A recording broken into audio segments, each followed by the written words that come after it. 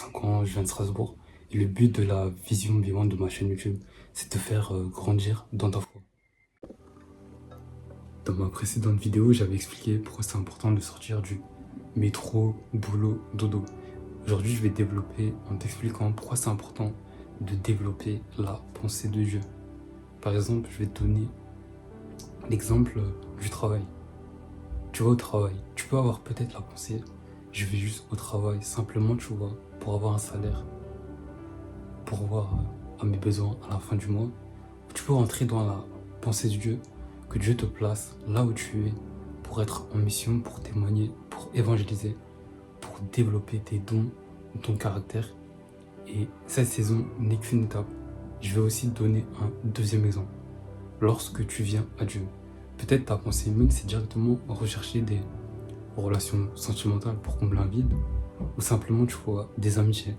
Et là, la pensée de Dieu, c'est plus recherche premièrement mon royaume et surtout avoir une relation d'intimité avec moi afin que je puisse te guérir et surtout que tu puisses grandir dans ta foi avec moi et que tu puisses avoir une foi mûre. Ça, c'est la pensée de Dieu. Par exemple aussi les vidéos. Les vidéos, tu peux en sortir comme ça. Mais au bout d'un moment, il te faut une stratégie. Où, pourquoi, comment, quand. Pourquoi tu fais ces vidéos et c'est quoi la trajectoire où tu veux aller exactement. Là, la pensée de Dieu, c'est de réfléchir à la stratégie. Quel public que tu es amené à toucher. Mais ça, il faut vraiment entrer dans une intimité avec le Saint-Esprit pour savoir. Parce que chaque domaine de ta vie, le Saint-Esprit, il est obligé de te parler. Si tu l'as en tant que Seigneur, en tant que Sauveur, c'est lorsque tu entres dans ta vie chrétienne avec lui, mais en tant que Seigneur, c'est quand tu commences à mûrir et tu prends encore plus connaissance de sa présence dans ta vie. C'est tellement important et la sagesse de Dieu te permet aussi d'éviter de faire des erreurs, voire de prendre du temps que tu aurais pu gagner intelligemment. Et aussi dans les amitiés. Des fois, tu peux tomber sur des amitiés, tu vois, de première apparence, qui sont sympas. Tu peux te dire, ils sont loyaux, ils ont le sourire, ils sont accueillants. Mais plus tu marches avec le Saint-Esprit, là, il va te dire, regarde les fruits et regarde les actes. Et regarde comment ils se comportent avec toi.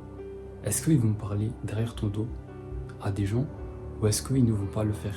Est-ce que lorsque tu as besoin d'eux, ils sont là ou est-ce qu'ils ne sont pas là? Je vais aussi te donner l'exemple du mariage. Dieu n'envoie pas de personnes qui ne savent pas où ils vont. C'est comme le verset de Amos 3, verset 3. Deux hommes ne peuvent pas marcher ensemble s'ils n'ont pas la même vision, c'est-à-dire la même direction, même en tant qu'homme. Si tu marches avec Dieu, Dieu ne va pas t'envoyer ta femme comme ça du jour au lendemain, mais il va d'abord attendre que tu connaisses ta mission, tes dons, tes talents et où tu dois aller avec lui. Parce que si là actuellement il place une personne, peut-être qui n'est pas prête ou qui elle ne sait pas où elle va, et toi aussi, tu vas être dans la confusion. Et Dieu est un Dieu d'ordre. Dieu a des saisons, il y a des états pour chaque saison de ta vie. Et ma prière, c'est que le Saint-Esprit puisse développer en toi la prière des fils d'Issachar. Je sais pas, les fils d'Issachar dans la Bible, ils savaient discerner les temps et les saisons. Ils savaient quand agir et quand il ne fallait pas agir.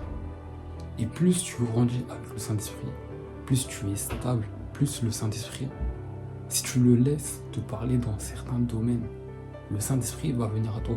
Il faut savoir que le Saint-Esprit, c'est comme un aimant. Si tu le laisses entrer dans ta vie, dans certains domaines, dans les relations, dans les finances, dans ta conduite, dans ton travail, même si là actuellement tu es perdu dans ta vie, plus tu le laisses entrer, plus il va te guider. Mais tu as aussi le choix de ne pas choisir, de le laisser entrer dans ta vie. Et ça, le Saint-Esprit ne te forcera pas. C'est comme lorsqu'on évangélise. On ne force pas les gens, on leur laisse le choix. Même Dieu peut se révéler à eux en songe ou en vision, mais ils ont le choix de le suivre ou non. Avec le Saint-Esprit, c'est exactement la même chose.